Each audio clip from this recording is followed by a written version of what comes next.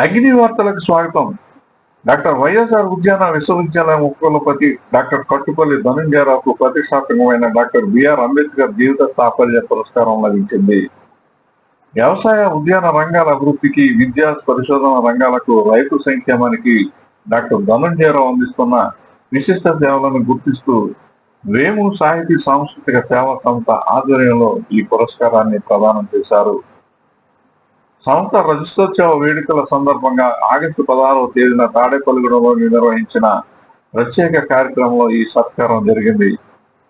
ఈ కార్యక్రమంలో ప్రముఖ గజల్స్ గాయకుడు గజల్ శ్రీనివాస్, బీజేపీ నాయకుడు ఈతకోట తాతాజీ, కైండ్నెస్ సొసైటీ అధ్యక్షుడు గట్టె మాణిక్యాలరావు, వేము వందనం తదితరులు పాల్గొన్నారు.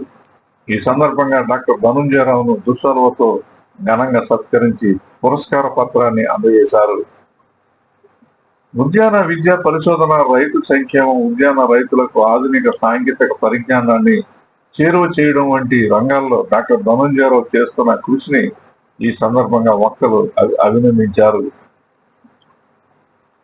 డాక్టర్ బిఆర్ అంబేద్కర్ జీవిత సాఫల్య పురస్కారం లభించిన సందర్భంగా డాక్టర్ వైఎస్ఆర్ ఉద్యాన విశ్వవిద్యాలయ అధికారులు, బోధనేతర ఉద్యోగులు ఉపకులపతి డాక్టర్ ధనంజయరావును అభినందించారు.